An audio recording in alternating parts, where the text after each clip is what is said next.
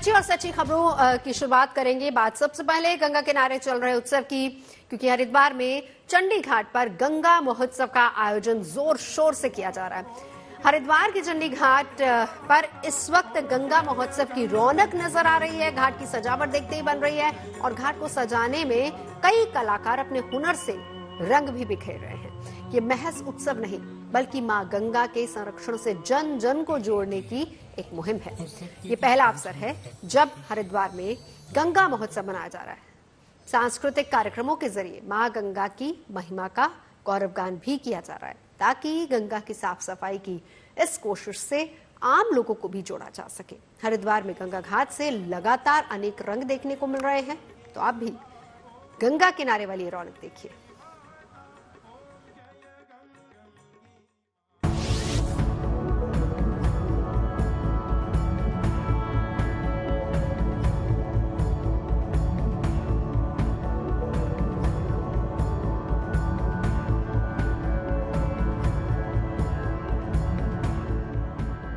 भारतीय संस्कृति में नदियां आस्था का केंद्र होती है। उन्हीं में से एक है मोक्षदायिनी, जीवनदायिनी मां गंगा, जिसके किनारे उत्सव के ये रंग बिखरे हुए हैं। सनातनी संस्कृति में मां गंगा की महिमा इतनी निराली है कि उसे मां की संज्ञा दी गई है। हरिद्वार का चंडी घाट इस वक्त गंगा महोत्सव की रौनक से सराबोर है। जितना भव्य उतना ही दिव्य नजारा है। हर तरफ रौनक ही रौनक नजर आ रही है। हरिद्वार में मां गंगा के घाट पर यूं तो रौनक आम तौर से रहती ही है, लेकिन ये तस्वीरें कुछ अलग है। इनमें उत्सव के रंग भी है, आस्था की उमंग भी है, भक्ति की बयार है और यहाँ की रौनक बेमिसाल है। गंगा महोत्सव में आशुतोष राणा ने जब शिव तांडव का पाठ किया तो तस्वीरें कुछ ऐसी थी। जटाओं से जिनके जल प्रवाह माते गंग का, गले में जिनके सज रहा है हार विष भुजंग का, डमड डमड डमड डमरू कह रहा, शिवै शिवम तरल अनल गगन पवन, धरा धरा शिवै शिवम। वे नंदनी के वंदनीय नंदनी स्वरूप है, वे तीन लोक के पिता स्वरूप एक रूप है, कृपालु ऐसे है कि चित्त जप रहा शिवै शिवम, तरल अनल गगन पवन, धरा धरा शिवै शिवम। जाहिर है ये महज उत्सव नहीं, गंगा किनारे इस पवित्र पावन जीवनदायिनी मां गंगा के संरक्षण से जन जन को जोड़ने की कोशिश है। ये पहला अवसर है जब हरिद्वार में गंगा महोत्सव मनाया जा रहा है।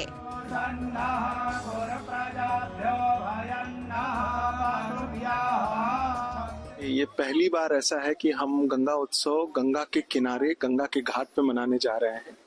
ये एक मॉडल फेस्टिवल हम लोग बनाना चाहते हैं कि रिवर्स की क्लीनिंग को कैसे सेलिब्रेट किया जाता है, क्योंकि देखिए जब तक जनता जुड़ेगी नहीं रिवर की क्लीनिंग हो नहीं सकती है। तो इसलिए ये एक मॉडल फेस्टिवल के रूप में हम लोग प्रोजेक्ट कर रहे हैं।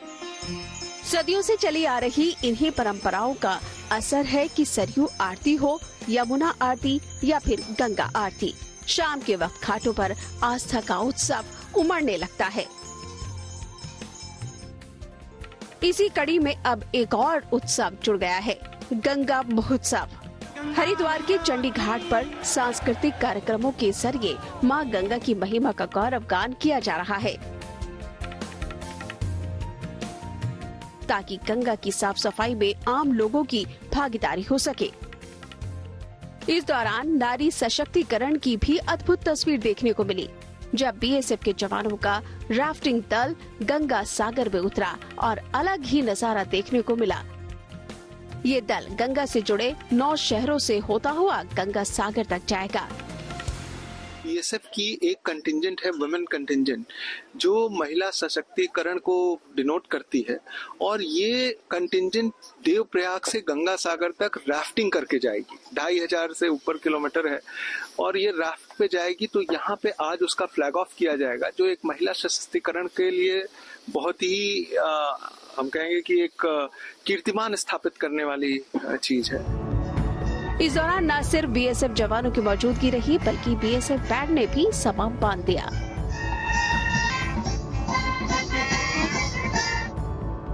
महोत्सव के दौरान गंगा के संरक्षण से जुड़े quiz, film exhibition, magic show, puppet show, painting exhibition और नुक्कड़ नाटक भी आयोजित किए जा रहे हैं, ताकि ज्यादा से ज्यादा लोग गंगा संरक्षण अभियान से जुड़े और मोक्षदायिनी मां गंगा की स्वच्छता और पवित्रता सुनिश्चित की जा सके। Bureau report, good news today. चलिए बात करते हैं आस्था के महापर्व छठ पूजा की। कल से बिहार, यूपी, दिल्ली, मुंबई और देश के दूसरे इलाकों में छठ की छटा बिखरने वाली है। नहाए खाए खरना के बाद 7 नवंबर की शाम को बांस की टोकरी में फल, ठेकुआ, चावल के लड्डू से अर्घ्य का सूप सजाया जाएगा, जिसके बाद व्रती अपने परिवार के साथ सूर्य को अर्घ्य देंगे और इसके साथ ही चौथे दिन सुबह उगते हुए सूर्य को दूसरा अर्घ्य दिया जाएगा और अर्घ्य देने के बाद व्रत का पारण किया जाएगा। घाटों के अलावा बड़ी संख्या में लोगों ने अपने घरों के आंगन, बागीचों और छतों पर भी सूर्य को अर्घ्य देने की व्यवस्था की है। घर पर पानी जमा कर उसमें उतरकर व्रती महिलाओं ने फलों से भरी सूप वो उठाएंगी और फिर उसके बाद सूर्य को अर्पित करेंगी। छठ पूजा अब सिर्फ बिहार और झारखंड तक ही सीमित नहीं है, बल्कि पूरे देश, खासकर पूर्वी भारत में हर्षोल्लास के साथ मनाया जाता है, जिसकी वजह से ये पर्व नहीं बल्कि महापर्व बन गया है और छठ पूजा करोड़ों लोगों की आस्था से जुड़ा हुआ है। ऐसे में दिल्ली और एनसीआर में कई जगहों पर भगवान भास्कर और उनकी बहन छठी मैया को अर्घ्य देने के लिए जगह जगह पर कृत्रिम घाट भी बनाए गए हैं और ये व्यवस्था ऐसे वक्त में की जा रही है जब काफी प्रयासों के बावजूद यमुना नदी झाग मुक्त नहीं हो पाई है। जहरीले झाग को कम करने के लिए दिल्ली जल बोर्ड के कर्मचारी केमिकल का छिड़काव कर रहे हैं, लेकिन ये काफी नहीं है। ऐसे में सूर्यदेव को अर्घ्य देने के लिए नोएडा स्टेडियम में बन रहे कृत्रिम घाट लाखों व्रतियों के लिए किसी वरदान से कम नहीं है। अगर आप दिल्ली एनसीआर में रहते हैं और यमुना में जाकर छठ पूजा नहीं करना चाहते क्योंकि पानी बहुत गंदा है, तो आपके लिए बहुत सारे ऑप्शंस भी मौजूद हैं। हम मौजूद हैं नोएडा में, नोएडा स्टेडियम में, और यहाँ पर आप देखिए किस तरह से ये एक आर्टिफिशियल घाट तैयार किया जा रहा है। यहाँ पर स्टेडियम के बीचों बीच इस तरह से ये घाट तैयार किया जा रहा है और तमाम छठ व्रती यहाँ भी पूजा करने के लिए पहुंचेंगे। इस घाट की जो लंबाई है वो लगभग 160 फीट के आसपास है।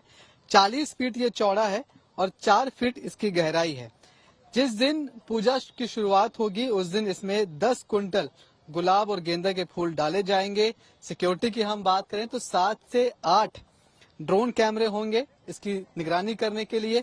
40 सीसीटीवी कैमरे लगाए गए हैं और 150 से ज्यादा वॉलंटियर यहाँ मौजूद रहेंगे। हरिद्वार से 100 लीटर गंगा जल यहाँ पहुंचेगा, जिसमें लोग आराम से खड़े होकर अर्घ दे सकते हैं। कितने लोग अब लगभग हर साल पहुंचते हैं और साल दर साल संख्या तो बढ़ती रहती होगी? पिछली बार 30 से 40 हजार छठ व्रती आई थी यहाँ पे व्रत करने के लिए। सबके साथ 2-2, 4-4, 10-10 लोग होते हैं, तो मेरे हिसाब से पिछले बार 2 से 2.5 लाख लोग थे। इस बार छठ का कुंड भी कुछ हमने काफी बड़ा किया है, तो इस बार उम्मीद है कि और भी उससे भी ज्यादा भी संख्या में इस बार लोग आएंगे। सबको जगह मिल जाएगी? 40,000 की अगर आप संख्या बता रहे हैं जो व्रती हैं, सबको जगह मिल जाएगी? ये बात कैसे इंश्योर कर पाएंगे आप लोग? देखिए, छठी माता के आशीर्वाद से जितनी माताएं बहनें आती हैं, सब यहाँ पे छठ की पूजा करती हैं, सूर्य भगवान को अर्घ देती हैं। 7 तारीख की शाम को डूबते हुए सूर्य को अर्घ देंगे और 8 तारीख को सुबह जो है उगते हुए सूर्य को अर्घ देंगे। और यहाँ पे परिपूर्ण रहती है, कभी भी कोई ऐसी दिक्कत नहीं आई। पिछले कई वर्षों से हम लोग कर रहे हैं, जितनी माताएं बहनें आती हैं सब पूजा कर लेती हैं। 4 फीट की लगभग गहराई है, मतलब बहुत ज्यादा नहीं है, बहुत कम नहीं है। आप आराम से उसमें डुबकी लगा सकते हैं, आराम से अर्घ दे सकते हैं। और जगह जगह आप देखिए इस तरह के स्लोप बनाए गए, मतलब ऐसा नहीं है कि 2 ही 3 स्लोप हों जिनसे उतरने में, अंदर जाने में दिक्कत हो। अलग अलग कई तरह के इस तरह के स्लोप बनाए गए हैं जिनसे बारी बारी से लोग उतरकर पूजा कर सकते हैं। तो तमाम तरह के इंतजाम, व्यवस्थाएं आपको यहाँ दिखाई पड़ जाएंगी। और ये सबसे बेहतर विकल्प है कि अगर आप यमुना नदी में जाकर पूजा करना नहीं चाहते, आप चाहते हैं कि आप साफ सफाई में पूजा करें, तो इस तरह से आप नोएडा स्टेडियम भी पहुंच सकते हैं। कैमरामैन शैलेंद्र के साथ Manish Chaurasia, good news today, Noida. तो 4 दिनों तक चलने वाले इस महापर्व की शुरुआत नहाए खाए से होती है। पहले दिन व्रती नदी या फिर तालाब में स्नान करते हैं और उसके बाद सिर्फ एक समय का ही खाना खाया जाता है। उसके बाद आता है दूसरा दिन, खरना होता है। व्रती सूर्योदय से लेकर सूर्यास्त तक व्रत रखते हैं। सूर्यास्त के तुरंत बाद व्रत तोड़ा जाता है। व्रत तोड़ने के बाद भोजन तैयार किया जाता है, जिसमें शाम के समय मीठा भात या लौकी की खिचड़ी बनाई जाती है। फिर भगवान सूर्य को भोग अर्पित किया जाता है। भोग अर्पण के साथ ही तीसरे दिन का व्रत शुरू हो जाता है। छठ पूजा में तीसरे दिन को सबसे प्रमुख माना जाता है। उस दिन शाम के समय भगवान सूर्य को अर्घ्य देने की परंपरा है और इसके लिए बांस की टोकरी में फलों, ठेकुआ, चावल के लड्डू से अर्घ्य के सूप को सजाया जाता है। इसके बाद ही व्रती अपने परिवार के साथ मिलकर सूर्य देव को अर्घ्य देते हैं और इस दिन डूबते सूर्य की आराधना की जाती है। इस साल 7 नवंबर को छठ पूजा का पहला अर्घ्य दिया जाएगा। चौथे दिन उगते हुए सूर्य को अर्घ्य देने की परंपरा है। ये अर्घ्य 36 घंटे के व्रत के बाद दिया जाता है। 8 नवंबर यानी कि छठ के आखिरी दिन सूर्य को अर्घ्य देने के बाद व्रती की तरफ से पारण किया जाएगा, जिसके व्रत का समापन हो जाएगा। तो बिहार, यूपी, दिल्ली, मुंबई और देश के दूसरे इलाकों में रहने वाली लाखों महिलाएं अपनी संतान की सलामती, अच्छे स्वास्थ्य, लंबी आयु और जीवन की कामयाबी के लिए छठ पूजा से जुड़ी 36 घंटे का निर्जल व्रत पूरा करती हैं। छठ महापर्व के शुरू होने में सिर्फ कुछ ही घंटों का वक्त रह गया है। ऐसे में दिल्ली के बाजारों में किस तरह की रौनक है? पूजा से जुड़ी सामग्री खरीदने के लिए कैसे लोग बाजार पहुंच रहे हैं? छठ पूजा से जुड़े बर्तन, सूप, डगरा, दौरा भी शामिल है। इसके अलावा पूजा में इस्तेमाल होने वाले गन्ने, शकरकंदी, सुथनी, पान, सुपारी, हल्दी, मूली, अदरक की पौधे की भी डिमांड बढ़ गई है। तो ऐसे में इसके अलावा डाब नींबू, शरीफा, केला, नाशपाती, सिंघाड़ा और पानी वाला नारियल भी सूप, दौरा में होना जरूरी है। एक दिन पहले भी लोगों की जो भीड़ है अब वो दुकानों पे नजर आ रही है। तो पूजा के लिए क्या कुछ सामग्री जो है वो लेना जरूरी होता है, जिससे जो है अर्घ दिया जाता है, वही दिखाने के लिए अब हम आपको मार्केट में लेकर आ गए। तो तमाम तरीके के आप सूप देख सकते हैं यहाँ पे नजर आ रहे हैं, लेकिन यहाँ की महिलाओं से ही बात करेंगे, उन्हीं से जानेंगे कि इतना बड़ा महापर्व है, सबसे ज्यादा आप लोगों के लिए मायने रखता है ये पर्व। क्या कुछ तैयारियां, क्या क्या चीजें ली जाती है? शुरुआत में करूंगी आपसे, बताइए। पहले तो ये वाली टोकरी लिया जाता है, फिर ये वाली सूप है। इसे सूप बोलते हैं? हाँ, इसे सूप बोलते हैं। टोकरी? हाँ, इसे टोकरी बोलते हैं। तो ये दोनों ही लेना जरूरी है? हाँ जी, तो आप ये दोनों खरीद रहे हैं? हाँ जी। और साथ ही साथ ये इसे क्या कहते हैं? इसे डगरा बोलते हैं। सूप खरीदने के बाद, टोकरा खरीदने के बाद क्या कुछ सामग्री जो है वो ली जाती है? फिर सारे फल लगते हैं। तो फल लीजिए और बताइए कि कौन कौन सा क्या क्या फल रहता है? तो वो है, क्या बोलते हैं इसे, अनानास। हाँ, पाइनएप्पल सबसे ज्यादा जरूरी रहता है। हाँ, और ये है नारियल। तो ये सूखे नारियल ही लिए जाते हैं? हाँ, मेन जरूरी होती है ये पानी वाली। तो नहीं होता? हैगा, पानी हैगा, पानी पानी हाँ होता है इनमें। हाँ। अच्छा, और उसके बाद ये लगते हैं नींबू। नींबू गाँव में बोलते हैं डाव नींबू। डावनी? डाव नींबू। डाब नींबू। डाब नींबू होता है। अच्छा, इसका क्या रोल रहता है? मतलब ये मेन जरूरी होती है छठ पूजा में वो सूप पे। ये सूप पर चढ़नी सबसे ज्यादा जरूरी होती है। अच्छा, इसके अलावा और कौन कौन से फल जो है वो रहते हैं? फल में ये है क्या कहते हैं, सुथनी बोलते हैं, और इसको भी मेन जरूरी है। ये भी आपका जो है सूप में सूर्य को जो अर्घ देते हैं, तो सब हाँ, टोकरी सारा में आता है। हाँ, ये सब सूप में आते हैं। ये क्या है? क्योंकि ये मेरे को थोड़ा ठेकुआ जैसा जो लगता है, ठेकुआ बनाने वाला है या नहीं? हाँ, ये ठेकुआ बनाते हैं, जो इसमें जो डिजाइन है वो ठेकुआ में आते हैं। ठेकुआ? हाँ, ये चीज जरूरी होती है ठेकुआ बनाने के टाइम। तो ठेकुआ बनाने के लिए जो सबसे ज्यादा लोगों को प्रसाद, जिसका भोग लगाया जाता है और जिसको सब खाने के लिए जो टूट पड़ते हैं, वो ठेकुए होते हैं। और वो ठेकुए इस चीज के जो है जरिए बनाए जाते हैं। तमाम और भी चीजें हैं जो यहाँ पे नजर आ रही है। ये चीज का बताइए, ये क्या है? ये चीज है, इसमें यहाँ नारियल पे चिपका जाएगा और सूप पे। होता क्या है ये? ये अलता बोलते हैं। अलता उसको बोलते हैं। हाँ। लेकिन अलता जो है पैरों में भी लगाया जाता है। हाँ, वो अलग होते हैं, बट ये चढ़ाने वाली है। तो चढ़ाने वाला जो अलता हो गया, ये भी इस्तेमाल किया जाता है, जो कि नारियल पे लगता है और नारियल के साथ सूप पर। जो सारा सामग्री है वो सारे सूप में जाएगी। अच्छा, ठीक है। अगर मैं ये सारी चीजें बात करूं, जैसे कि ये हो गया, ये लाल वो चावल है। लाल चावल। लाल चावल का इस्तेमाल किस चीज में होता है? लाल चावल और दाल का? ये इसको रात में भिगो देते हैं और सुबह सूप पे देते हैं। और अब बात प्रयागराज में महाकुंभ के आयोजन की कर लेते हैं, जो अब ज्यादा दूर नहीं है। तो ऐसे में जहां कुंभ से जुड़ी तमाम व्यवस्थाओं को अमली जामा पहनाया जा रहा है, वहीं दूसरी ओर रविवार को सनातन धर्म के 13 अखाड़ों में से सबसे बड़े श्री पंच दशनाम जूना अखाड़े के साधु संतों ने कुंभ नगरी में नगर प्रवेश किया। जूना अखाड़े के तमाम साधु संतों ने जब गाजे बाजे और शानो शौकत के साथ नगर प्रवेश किया तो प्रशासनिक अधिकारियों ने उनका स्वागत फूल बरसाकर किया।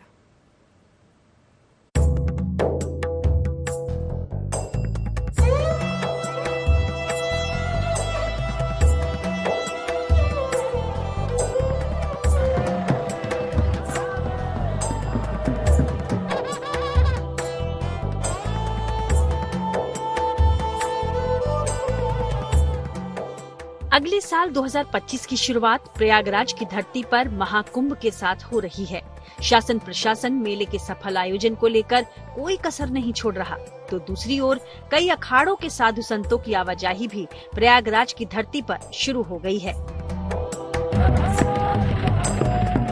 वैराग्यता की मिसाल इन तमाम साधु सन्यासियों ने जब नगर प्रवेश किया तो उनका राजसी ठाट बाट जहाँ सन्यासी परंपरा के ऐतिहासिक वैभव को दर्शा रहा था, तो वहीं कुछ साधु संत हाथ में तलवार, त्रिशूल और भाले के साथ पराक्रम का भी संदेश देते नजर आए। बिल्कुल आप देख सकते हैं, घोड़ों के साथ और तमाम रथ के साथ साधु संत अपना नगर प्रवेश कर रहे हैं। ये प्रयागराज के झूसी इलाके से साधु संत निकल रहे हैं। किन्नर अखाड़े के संत हैं, महामंडलेश्वर हैं और आज अपना नगर प्रवेश कर रहे हैं। यहाँ से मौजगिरी आश्रम संत जाएंगे, पूजा पाठ करेंगे, तो महाकुंभ का आगाज हो चुका है। दरअसल ये तस्वीरें सन्यासी परंपरा के सबसे बड़े अखाड़े श्री पंच दशनाम जूना अखाड़ा की हैं, जिसके इस राजसी जुलूस में सबसे आगे श्री पंच दशनाम जूना अखाड़े के रमता पंच चल रहे थे। वहीं घोड़ों पर सवार नागा सन्यासी ढोल पीटकर लोगों को अपने आगमन का संदेश देते नजर आए। वहीं उनके पीछे जूना अखाड़े के ही आराध्य भगवान दत्तात्रेय की स्थापित मूर्ति और अखाड़े की धर्म ध्वजा भी इस राजसी जुलूस में शान के साथ लहरा रही थी। जूना अखाड़े के 1000 से ज्यादा साधु सन्यासी हाथी, घोड़ा, पालकी और शाही रथों पर सवार पूरे गाजे बाजे के साथ झूसी के रामापुर से चलकर यमुना किनारे बने श्री मौजगिरी आश्रम तक गए। अखाड़ों के महामंडलेश्वर, मंडलेश्वर, महंत, श्री महंत, जगत गुरु और दूसरे संत महात्माओं के आने से नगर प्रवेश की ये घड़ी वाकई में बेहद अनमोल हो गई। सभी ने एक सुर में महाकुंभ के माध्यम से सर्वजन कल्याण की कामना की। नगर प्रवेश में हम लोग का पूजन पाठ चिंतन जो भी है हर प्रकार से हृदय से है कि 25 का मेला जो 40 करोड़ लोग आने वाले हैं वो सरकुशल उनकी यात्रा हो, हर प्रकार की उनकी मनोकामनाएं पूरी हो और निर्विघ्न से मेला संपन्न हो। जूना अखाड़े के संत महात्माओं के साथ ही किन्नर संतों ने भी नगर प्रवेश किया और इसके साथ ही महाकुंभ की अनौपचारिक शुरुआत भी हो गई है। आगाज हो गई 2025 का कुंभ का और हम लोग ने बहुत धूमधाम के साथ इस बार 2025 महाकुंभ को सफल बनाने की कोशिश करेंगे और पूरा हमारा किन्नर अखाड़े के पदाधिकारी यहाँ पे उपस्थित है। और अब ये सभी संत महात्मा संगम नगरी के मौजगिरी आश्रम में अपने अपने स्थान पर रहेंगे और फिर मौजगिरी आश्रम से ही 14 दिसंबर को महाकुंभ क्षेत्र में अखाड़े की पेशवाई निकाली जाएगी, जिसके बाद जूना अखाड़े के संत महात्मा जगत गुरु महामंडलेश्वर, मंडलेश्वर, महंत, श्री महंत और अन्य पदाधिकारी महाकुंभ स्थित छावनी में प्रवेश करेंगे और फिर अखाड़े की धर्म ध्वजा को स्थापित किया जाएगा। इसके बाद पूरे महाकुंभ परिसर में रहकर ही अखाड़ों की कठिन साधना और शाही स्नान होगा। बता दें कि प्रयागराज में 13 जनवरी से लेकर 26 फरवरी तक महाकुंभ का आयोजन है, जिसमें शामिल होने के लिए लाखों श्रद्धालु आएंगे। ऐसे में व्यवस्थाओं को अंजाम तक पहुंचाने के बीच ही साधु संतों की संगम नगरी में चहलकदमी कुछ ऐसे शुरू हो गई है। प्रयागराज से पंकज श्रीवास्तव के साथ bureau report, good news today. खबरें सच्ची होनी चाहिए, अच्छी खुद ब खुद लगती है। Navjot Randhawa signing off. आप सुनते रहिए गुड न्यूज, देखते रहिए गुड न्यूज टुडे।